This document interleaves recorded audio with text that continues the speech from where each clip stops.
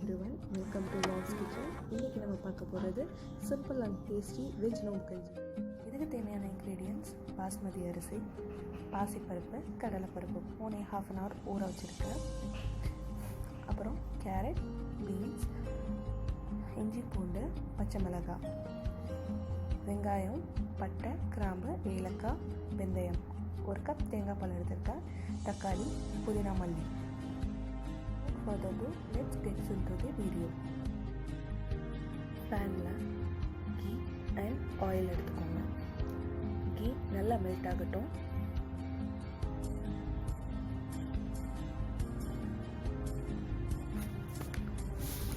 அப்புறம் பட்டை, கிராம்பு, ஏலக்காய்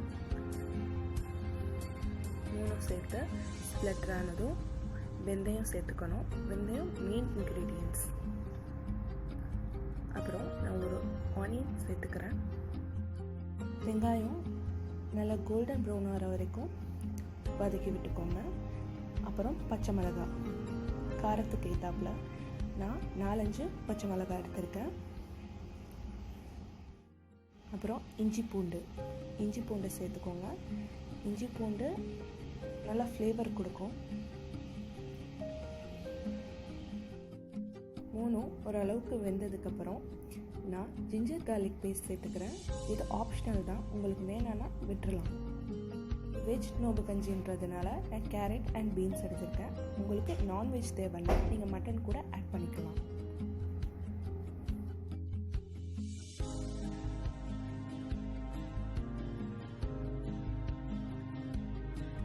உப்பு தேவையான அளவு. வெஜிடபிள்ஸ் வெந்ததுக்கப்புறம் நான் ஒரு தக்காளி ஆட் பண்ணிக்கிறேன். புதினா மல்லி ஆட் பண்ணியிருக்கேன். இது ரெண்டும் சேர்த்ததுக்கப்புறம் தான் ஒரிஜினல் ஃப்ளேவர் நம்மளுக்கு தெரியும். இப்போ எல்லா வெஜ்ஜீஸையும் நல்லா மிக்ஸ் பண்ணிக்கோங்க. இப்போ நான் 1/2 hour ஊற வச்சுருந்தேன். 1/2 கப் பாசிப்பருப்பு, 1/4 கப் கடலைப்பருப்பை சேர்த்துட்டு நல்லா மிக்ஸ் பண்ணிக்கோங்க. கொரப்பாக அரைச்சி வச்சுருந்த பாஸ்மதி ரைஸை நான் 1/2 hour ஊற வச்சுருக்கேன். உங்களுக்கு அரைக்க முடியலை அப்படின்னா ஜஸ்ட் ஊற வச்சுருந்த அரிசியை லைட்டாக கையில் ஸ்மாஷ் பண்ணிக்கோங்க. தென் தண்ணி சேர்த்துக்கோங்க. தண்ணி நீங்கள் எவ்வளோக்கு எவ்வளோ சேர்க்குறீங்களோ அவ்வளோக்கு எவ்வளோ உங்களுக்கு நோம்பு கஞ்சி அதிகமாக கிடைக்கும். நான் 1 கப் பாஸ்மதி ரைஸ்க்கு 1 லிட்டர் தண்ணி எடுத்திருக்கேன்.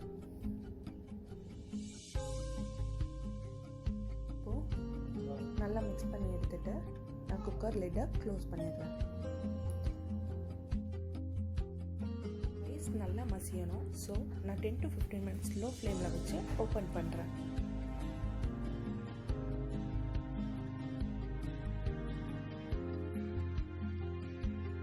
இப்போ நல்லா ரைஸ் மசிஞ்சிருக்கு. இப்போ நான் அரைச்சி வச்சிருந்த தேங்காய் பாலை சேர்த்துக்கிறேன். தேங்காய் பால் ஓவர் குக் ஆகக்கூடாது. ஸோ ஜஸ்ட் மிக்ஸ் பண்ணி 10 to 20 secondsல பர்னர் ஆஃப் பண்ணிடுறேன். சுட வெஜ் நோம்பு கஞ்சி ரெடி. உங்களுக்கு எங்கள் வீடியோ பிடிச்சிருந்தா லைக் பண்ணுங்கள், கமெண்ட் பண்ணுங்கள், சப்ஸ்கிரைப் பண்ணுங்கள். தேங்க்யூ.